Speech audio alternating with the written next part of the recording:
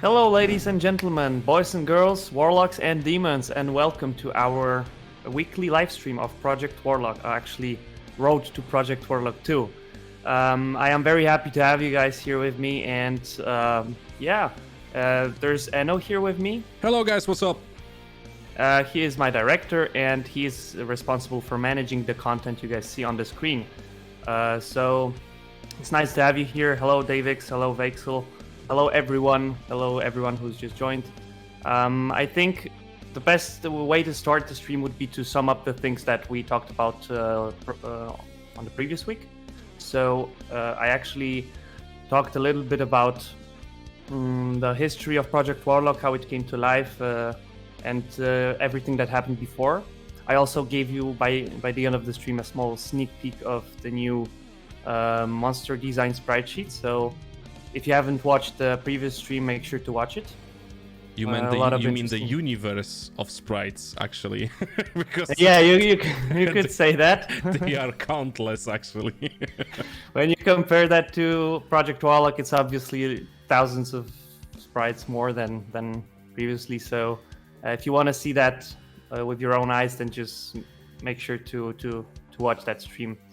Yes, hello Onyx, hello Just Big, hello everyone who's joining us today. So we also talked about the previous builds of the game. As I mentioned, I showed you Exidium 3D, I showed you some maybe less known stuff, and yeah, today we are going to talk a little bit about stuff that you guys also haven't seen, and I also have a small so to say surprise for you by the maybe not the end of the stream, but later on I'll show you also something very cool. So I also want to mention that we are only 3 days away from the official full reveal of Project Warlock 2. So make sure to watch the PC Gamer show on Sunday to see Project Warlock in action. Yes, that's right. It is? You know when it is exactly, like in the show? I'm not sure.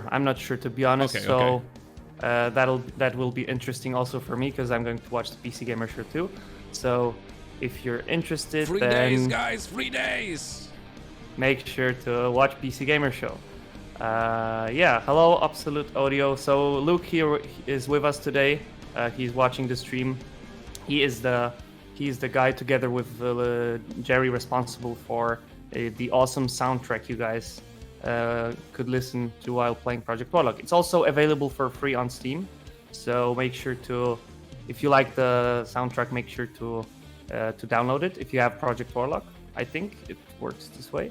So it's also awesome confirmed. It's also confirmed, Kuba, that if you play Project Warlock, your life becomes better by 255%. Actually.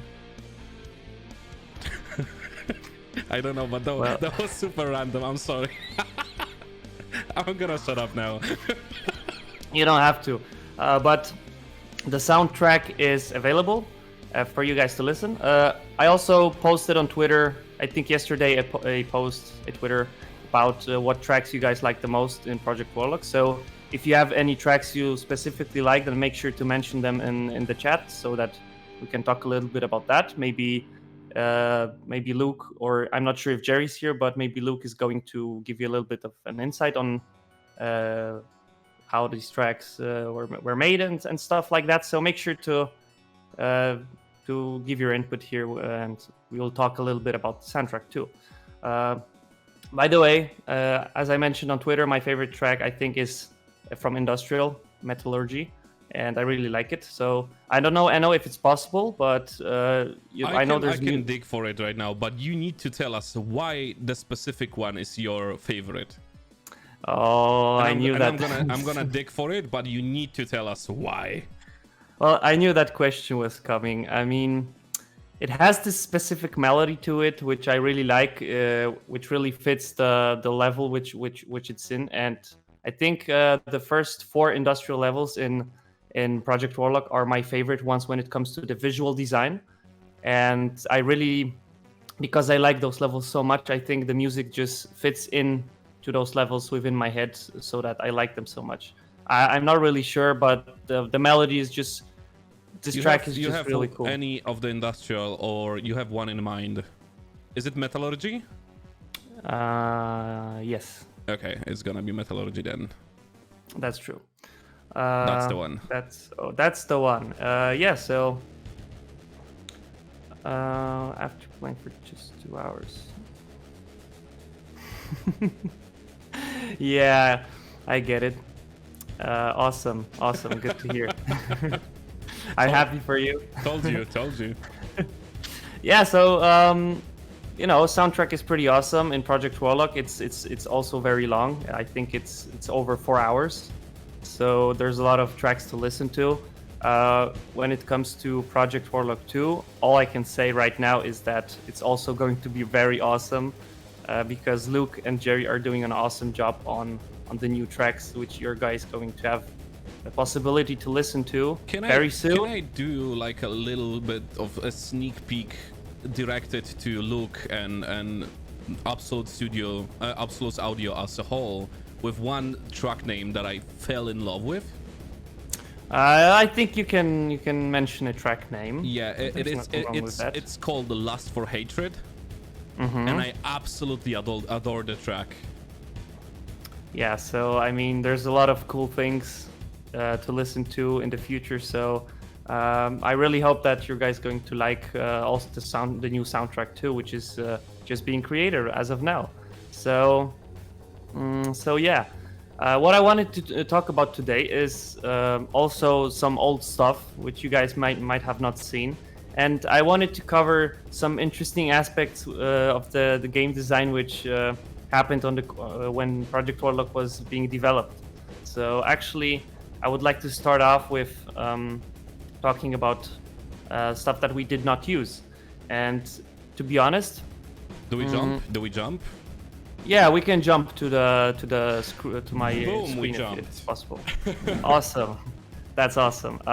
So last week after the first stream, I talked to David, my artist, and he actually found a huge folder with a lot of unused stuff from Project Warlock. So I thought it would be a good idea to talk about it and to show you guys some of the things we did not use or we had some concepts of, but in the end it was just never used. So, or with some like different versions of the things that are currently in the game, but in a different form. So yeah, hello everyone who just joined the stream.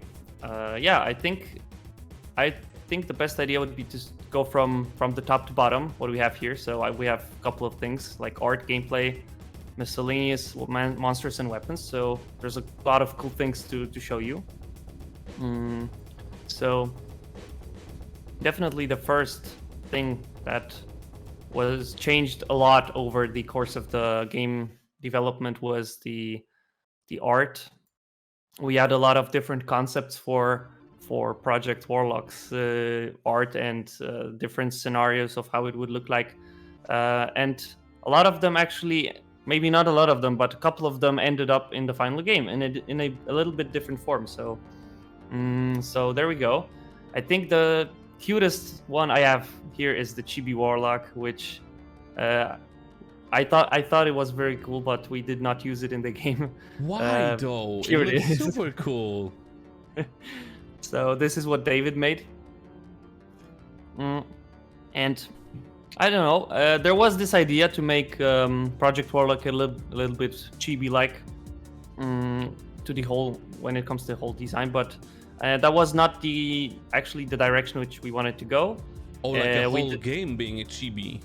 Yeah, but I think we went away from this idea because it was not something that we all wanted to do. So in the end, we actually went away from that. But I really like this art. It's pretty cool. You can see the Warlock guy in his suit and with his cape and his SMG. Actually, and how angry he is. He is super angry. Yeah, but this is actually also a very old design of the SMG. I think this is the first SMG design we had. So, so that's that. And we actually changed the design of multiple weapons a lot. So we have that here. As you can see, he still has his belt, but also his design was changed a bit over the the mods, because as you can see here, his suit is actually it's a suit, so to say. It's all metal, and it has this proper armor. But then we went actually away from that to give him a little bit more character to it.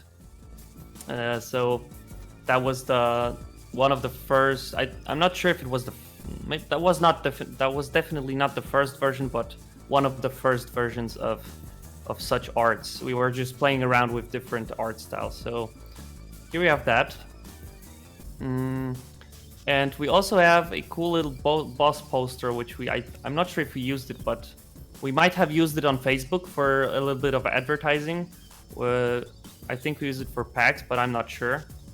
And here we have our Warlock guy with his staff and shotgun, and in the background you can see the the final boss. A spoiler alert. And yeah, I think that it looks very dynamic, and I really like it.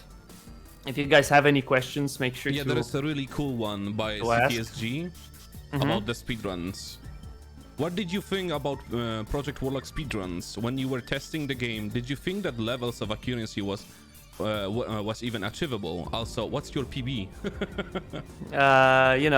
Actually, when it comes to speedrunning, I really will, from the ground up, I wanted to implement a level design which was also thought about when it comes to speedrunning. And a lot of secrets on a lot of levels have shortcuts. And actually, back then I had a false, so to say, mindset when it comes to speedruns, because, or I don't know if you could say that, but I really thought that shortcuts, like secret shortcuts, which would give you the ability to finish level faster, would be a good idea for speedrunners. But when I noticed the forums, a lot of people actually did not like it that much, because they just were looking for secrets, and they did not know why they finished the level so fast. So in the end, this idea was not that good, but a lot of levels have something for speedrunners in mind. That's definitely there, and I really like speedrunning, actually. I think I did, to be honest, I did speedrun the old Doom a couple of times, so that's one game which I like speedrunning, the first episode of Doom. And maybe were you speedrunning your own game? Yes, for test purposes, I did speedrun the game, and there are some levels which you can finish in a couple of seconds because of those secrets. So, wow. And that's not a bug. So there's that's that. A feature. When CTSG, when you say PB, you mean player's best, right? Just to make things clear, I think I don't have my best time. I never noted that.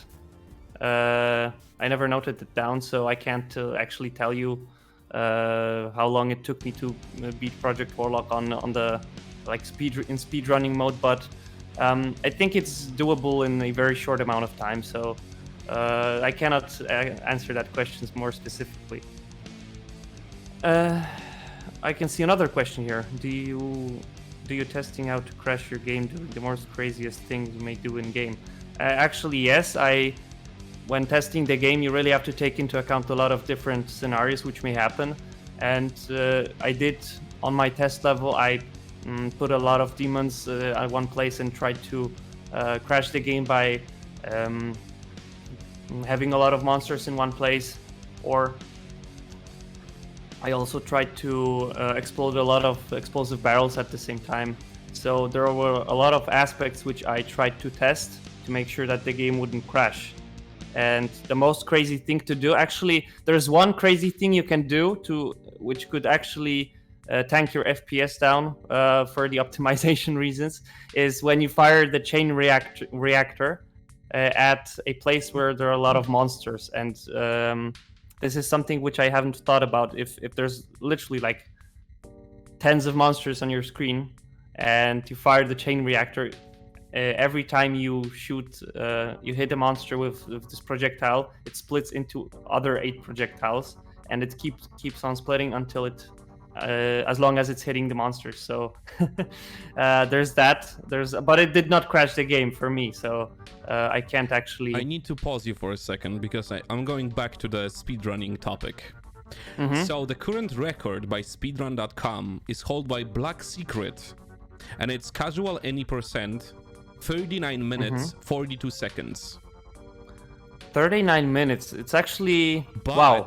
But there are none recorded runs to hold the world record for casual all secrets, standard all secrets, and hardcore all secrets. So guys, if you're a speedrunning guys and speedrunning players, you can try your best and get the world record actually, because you know there is one guy with standard any percent, 3 hours 30 minutes, easily beatable. So you can be as you just heard, if you want, you can go ahead and try speedrun the game and be the first person to have a speedrun record. Hello, David. So there's David with us here, our artist, and he is responsible for all the graphics you guys have in the game. So he's with us. If you have any questions, just make sure to ask him anything you want in regard to Project Warlock, because when it comes to Project Warlock 2, we still have to wait a little bit for more details. But yeah, we were talking about the art and the speedrunning, so I really think that speedrunning is a very cool thing. So if you guys like speedrunning, I think Project Warlock is designed enough for that. So you can go ahead and try and speedrun Project Warlock and give it a go. So there's that. So as I mentioned before, here's the one of the arts which we used only for I think PAX East or purposes, but other than that it was not used anywhere. I'm not sure. David, if you remember where we used that art, it would be cool, but I think that's it for that. And here we have another color version of this art, which actually I think we'd never used it, and no one has seen it yet. But I really think it's also cool. It has these cool colors, and you can actually see. I like the blur on the first, like the closest objects. I like the blur. Yeah, that's the monster. I think that's Eldritch. Yeah, it takes the whole art to the next level, like how deep it is. I agree. I think there was one question which I missed. As a QA, I have to ask this question: what are your most memorable bugs? What stuff made you literally burst out laughing and you record for memories? I think I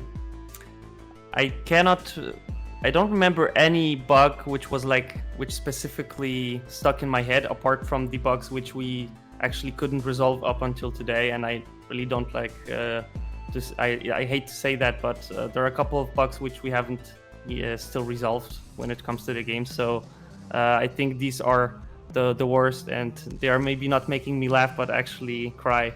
So yeah, there's that.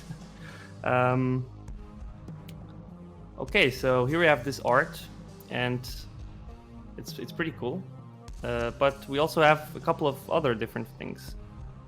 For example, we have this cool intermission screen, which also David made, and it has this already new SMG design, and we have the staff which is actually in the game also, and the character design is a little bit different. As you can see, he has this purple scarf on his neck, and he has the belt, obviously, and you can see how mad he is on the screen. I like his face expression here. It's awesome, and it's absolute one of my favorites. Power. Yes, absolute power. So I think that's really cool. So don't worry, you can't fully clean up the game to be bugless. Yes, that's true actually, and I think you can actually say that about anything software related. When it comes to anything that has software to it, you can't fix fix every single bug. I think it's impossible because I also worked in a company back a year ago or 2 years ago when I had my apprenticeship, and I was at school, and we had a lot of different software applications to work with, and there were also many bugs which we just could not fix, or there were maybe too much of them. So that was also, I think this issue persists everywhere. So the thing that we have to do as game developers is to make sure that there's as little of them as possible, but we have to still remember that you can't eradicate every single bug. Where did you have your apprenticeship? Okay, these questions are pretty interesting. I had my apprenticeship in Germany, so I just moved back to Poland. I am actually moving back to Poland right now, so there's that. So I had my apprenticeship in Germany as a software developer, and I went to school related to software development, so that everything happened in the same time, and I gained a lot of experience through that. So there's that. Actually, that was not a game dev studio. That was more of a software development company. So they were doing some other things, maybe not related to games, but it was software. There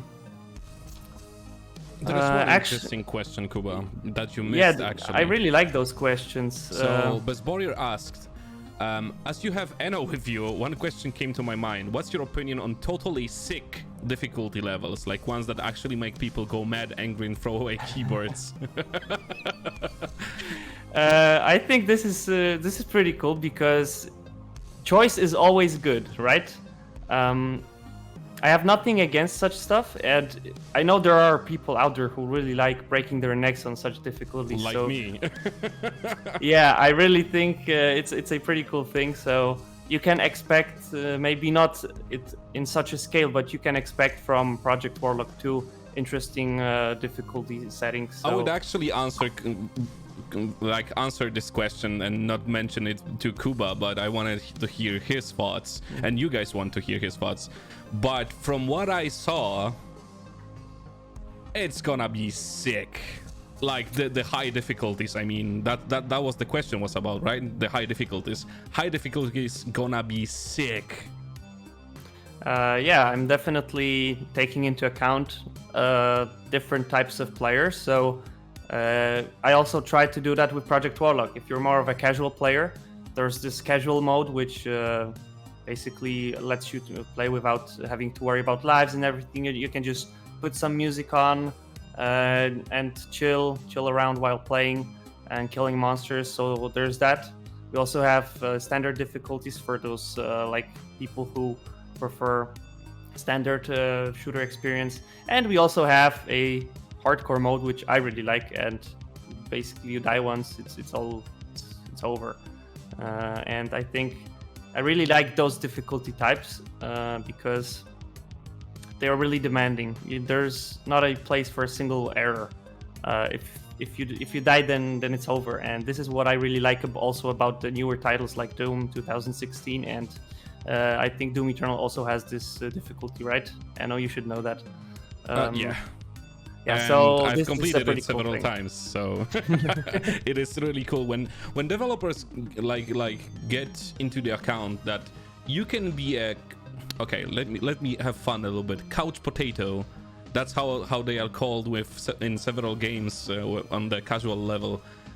You can be a couch potato and have fun and complete the game and shoot stuff, but when developers get into account the players that really like to sweat and change the t-shirt every 30 minutes playing the game, it's really awesome, because the best clips, when you check YouTube, for example, or Twitch streams, the best clips comes from like the funny actions or the really try-hard ones.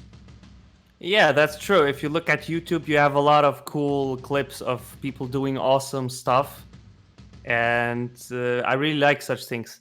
Actually, one of my favorite clips when it comes to gaming is the one from Battlefield 4 where there's this guy flying this jet, and then he jumps out of it, takes his RPG out and shoots the other jet, and comes back to the jet. I really like that. That's one of my favorite. There were more actually. There was a guy driving a quad to the helicopter. The old trick with getting C4 planted in a quad and driving it to the helicopter and making the boom. There are a lot of things. Yeah, so there's a lot of things. There's definitely a place for these players in Project Warlock, and I hope to get actually in touch with you guys over with our the weekly streams, so that you can also see how I'm designing stuff, how I'm working around such things, so that we can all work together to make the best possible game. So yeah, hello everyone who just joined. I can see that someone has joined. I think he just raided us. And he is a content director for B.I.O.T.A. Yeah, so guys, make sure to watch. I think, wait, today we have Thursday, right? So it's tomorrow's Ivan showing B.I.O.T.A on Retrovibe channel. So make sure to watch him at 7 p.m. Central European time. And yeah, so back to the topic. Apart from these couple of arts which I showed you, we also have a couple of different things. Actually, you might recognize this one. You might recognize this one. It's actually the first version of the main menu art. Oh, it looks like a happy family behind them.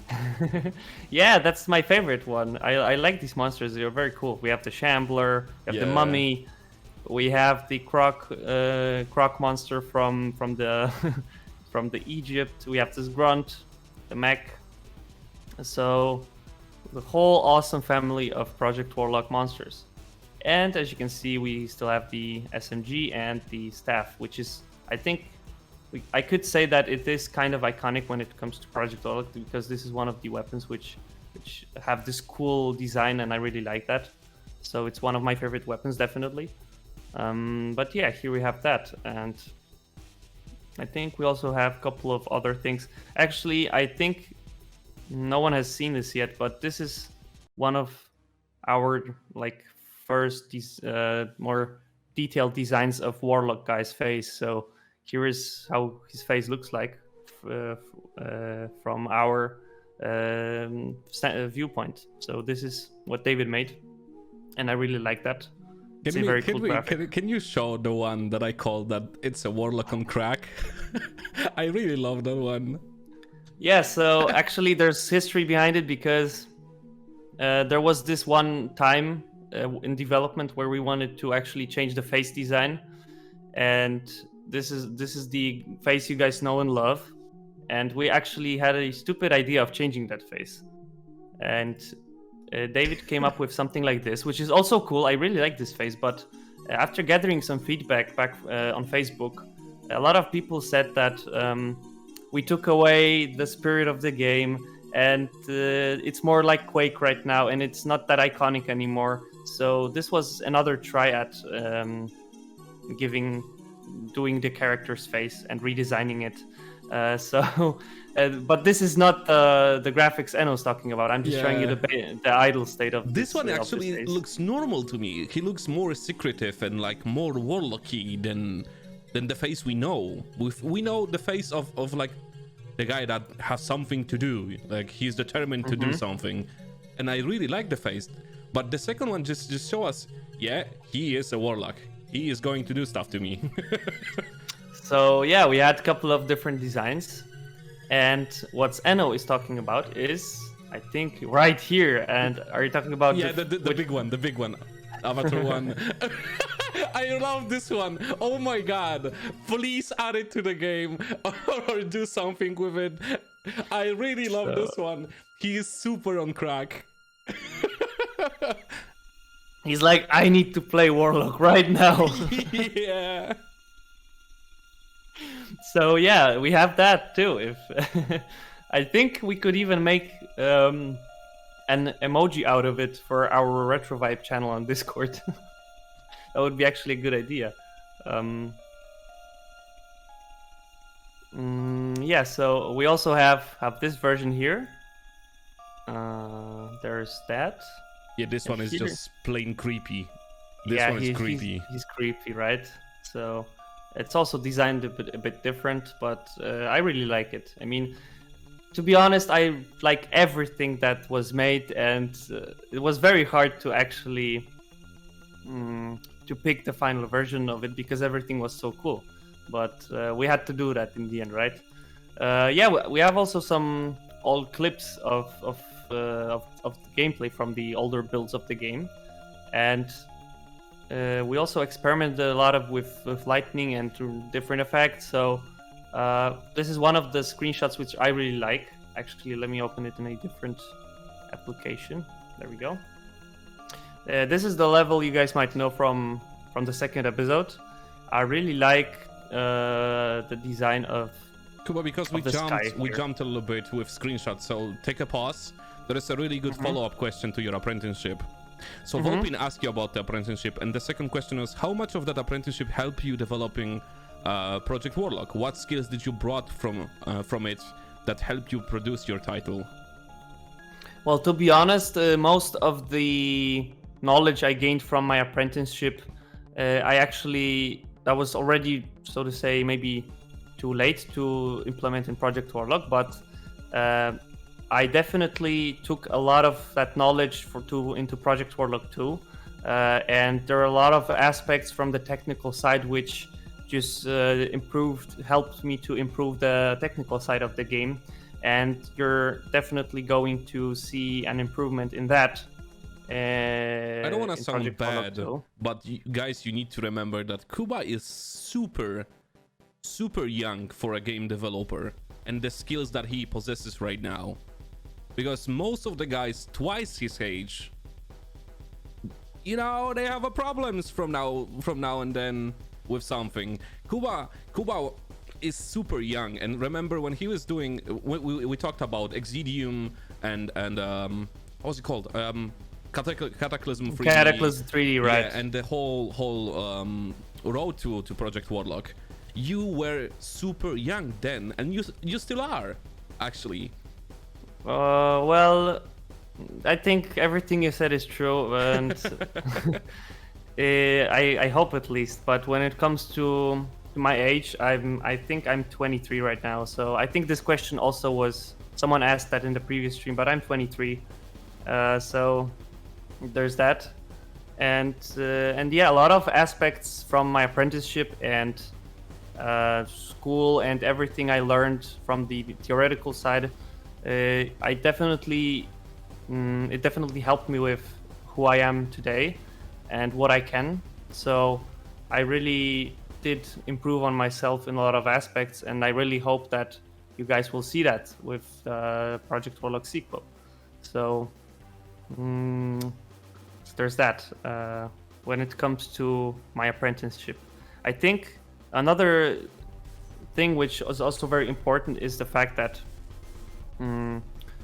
school gave me a lot of insight on how the programming should work and not how I thought it would work. So thanks to that, I also knew how to learn new things better, because before that was when I actually started game development back when I was 13, 14. That was my age where I really started to be interested with game design, and that's when I made my literally first top-down shooter, which I can't find anywhere, but I promise if I find it, I'll show it to you guys. Back then, I was just watching YouTube videos on how to design games, and I did not understand really a lot of things, but thanks to the school and everything related to the software development, I actually understood the fundamentals of game design, and that helped me a lot to actually create better games. And I think there's that. I see another cool question. How did you get into retro games? Yeah, that's a good question, because Doom is older than me, and Quake is older than me, and Blood is probably older than me, and a lot of games which I really love are older than me. I think I have to thank my dad for that, for the most part, because when I was a very, very small person, My dad used to play a lot Small of person. such games, so I was always very interested in looking at what he's doing at the computer. So I actually looked over his shoulder and I was looking what he did, and a lot of those things that I saw was very cool to me, and I really liked watching him play games. I remember one night when he turned the TV on and he started playing Doom 3. We were all very scared, but back then it was an awesome game to have fun at night. It was there are really split opinions on Doom 3, but I have to say I really like it, despite it's not a true Doom game, as some people might say, even though it's very cool and I really have good memories with that. And actually, the small person Kuba did not mention that he already answered that question, but on our Discord. So join Retrovibe Discord. The story was there, and it is still there. What I'm telling you that it was. Yeah, guys, just make sure to join the Discord channel and make sure to follow me on Twitter in the meantime. And you can chat and spam the PO box and the private messages and everything of the small person on your screen. Yeah, if you have any questions after the stream, make sure to always hit me up on Discord, on the Retrovibe channel. You can ask the questions there. Do you respond on private messages on Twitter? On private messages on Twitter sometimes, but not always. So make sure to do that in Discord. Yes. Yeah, it's on Discord, on the Retrovibe Discord actually. Yeah, I always try to look at everything that comes in, but it's literally impossible to see everything. Yeah. So make sure to concentrate on Discord, because there everything is moderated, and you can be sure that the question is going to come to me at some point. Yeah, you're missing out a lot if you're not on Discord, guys. So yeah, but coming back to the screenshot, I really like this this sky here. It really looks like you're in Antarctica. So there's that. We also have some older gameplay from Cataclysm 3D. I think it would be awesome, Enno, if we could switch to that window so that I can play the sounds of this video, because the game really sounded much different back then. If you give me a second, I'm gonna switch to full. Be awesome. You are on screen. You need to, you need to smile and stuff. You're now full screen, looking good.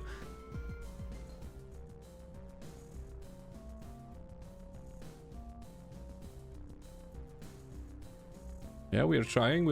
Do we get it? I think we get it. I think we got it, right? I do believe so. I'm gonna turn the music off. We can try. All right, so there we go. Cataclysm 3D gameplay.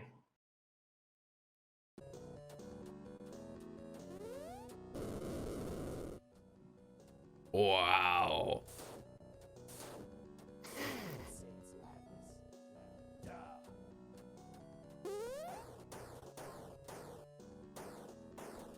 Who's the voice of the Warlock, actually? I'll answer that soon. Wait, let's finish the video. Yeah. Okay, so I think that's it.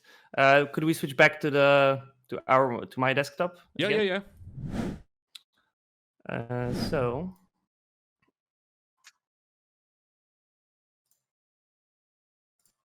Few screen changes, boom bam bim, and we back, boys and girls. Yeah, so there was this question of the voice. Back then we used Facebook to communicate stuff about the game, and there were a lot of people interested in working with Project Warlock, so we had a couple of people interested in giving us their voices. So we actually were trying to give the voice to the protagonist of the game, but in the end we did not include that in the final game because of a lot of multiple reasons, and we decided that would be the best for the game. So there's that. I would like to thank here everyone who was supporting me on Facebook from the day one when the game was even before Project Warlock. So if anyone's here watching the streams, I really want to thank you guys for the support I got together with David and everyone back in the day, and that was just really awesome, guys. So yeah, so what you just saw was the early gameplay of Cataclysm 3D when it already had those new art design textures, and I think it also has a cool vibe to it. Let's explain something that Cataclysm 3D eventually became Project Warlock for people that were not on the first stream. Yes, so if you guys did not watch the first stream, I highly recommend to watch it because it explains a lot of behind the scenes and what happened before Project Warlock came to life. Basically, in short, first we had Exidium 3D, which was my first first experience, and I have my first go at making a first-person shooter. And then I started expanding up on it, and I actually changed the name a couple of times because could not decide what would be the best. And yeah, so Cataclysm 3D is the version before Project Warlock. So after Cataclysm 3D, Project Warlock came to life. We have also other couple of interesting things like GIFs or GIFs, however you say that. I think both are correct, but we have the early GIFs of Project Warlock in Egypt. So you might notice something that the guns are placed a little bit differently than they are in the final game. And that's because we decided to go for a different perspective later on. So we had this perspective with guns in the middle for a long time, but after that we switched over to the more like blood style weapon design because actually I really think that when it comes to weapon design on screen, centered weapons are pretty cool, but it's very hard to give them the proper visual, so to say, to visualize them properly, to show everything that you want to show and make these weapons look like weapons and not like just a mass of pixels. But so were there plans went for away you? from the centered position weapons to have something made from perspective to make them look better. And I muted myself on Discord with you. I am super awesome. Kuba, my question was, did you ever like considered adding a different option to switch it back to the retro middle of the screen gun? Or you were just like, nah, we're gonna change it, see ya? Actually, I think from what I can remember correctly, if I can recall correctly, I wanted to change that completely together with David because that was just a better way of representing the weapons, and we did not include that finally in the game, and we did not want to do that. So there's that. But I think from today's viewpoint, there's nothing wrong in giving more options, right? But this is what we did back then, and currently there's only the sprite from perspective and not from the middle. So I'm also going to show you a little comparison between these older sprites and the current ones. Gotcha, awesome. So here you can see the hub, the first version of the hub.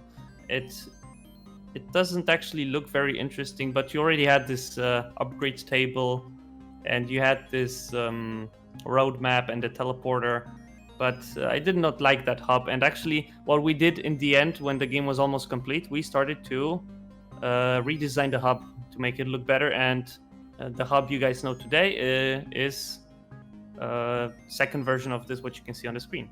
So there we go. We have some other GIFs from the Egypt here, for example, and I really like those because the game really looks fantastic on these GIFs. So I cannot zoom that, sadly. Yeah. And here we have the first screenshot with screen space reflections in the second episode. And I really like that because it gives that cool depth.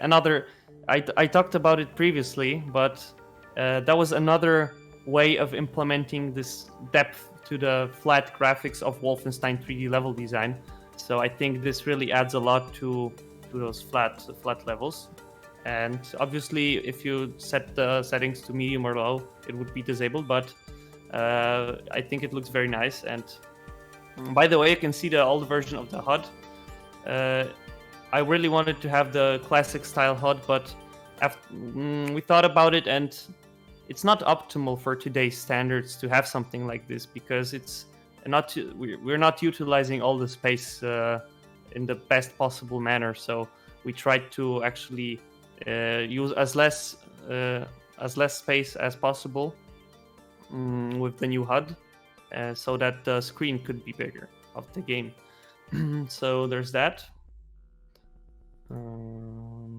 And I think I could show you the comparisons of the different weapons. So we have the arsenal lineup from before we actually gave this perspective styled weapons. This is how it looked before. So we have the double barrel, the pistol, the staff, the crossbow, the axe, dynamite. I think for weapons like axe and dynamite, it doesn't really make a big difference. So there's that.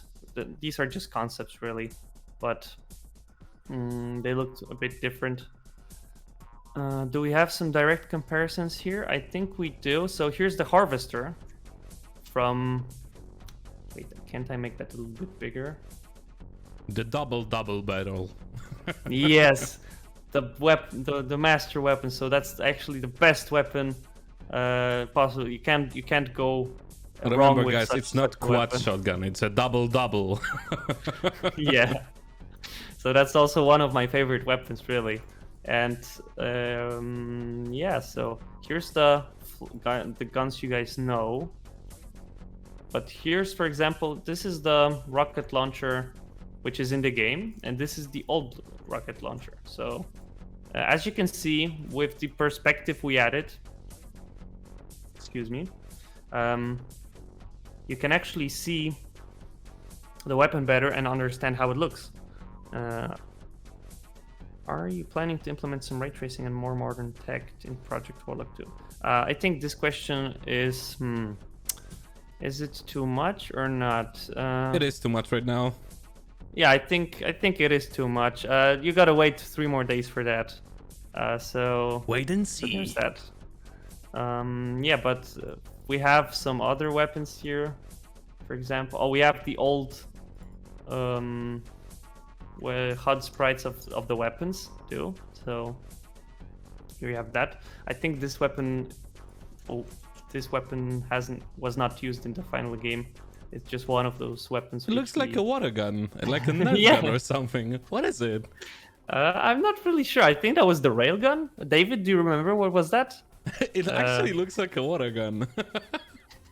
It looks good. I mean, it looks good for a water gun. Jelly dispenser. Yeah, so I thought correctly. It's a railgun. But we redesigned it to make it look more like... I think it looks... The current one looks more like the one from Quake. The Quake Arena one? 2 or 3. Oh, okay. And I really like that design. It's one of my favorite designs. Yeah. So, also here's the crossbow from the center perspective. And even though it's cool, I really think that we're missing a lot on this perspective. So that's the main reason why we actually left that, and we did not include that in the final game. Then the shotgun, the SMG, the guns, you know. And this was one of the first version of upgraded super shotguns for the game. And that was the first idea, because we always wanted to have the upgrades in the game. But then we went ahead and actually expanded upon that. And instead of just making colored variations of the weapons, we thought, why not just redesign them completely when you buy an upgrade, so that you can see more progress when you buy those upgrades. So we went and actually we left this idea in the closet, so to say, and we implemented something much more interesting. And there you go. There you have, for example, the auto shotgun, which looks completely different than the standard shotgun. And you have the slug shot, which also looks different. And I really like that. This gives that awesome depth to the gameplay. and I really like that. Again, I said that twice. Okay, so I think also something that we have here is one more thing I wanted to show you. We have the old Yeti. Oh god, So... he looks so cute. I love it. He looks like a milk monster. Yeah, he kind of does, right? So he looks so cool.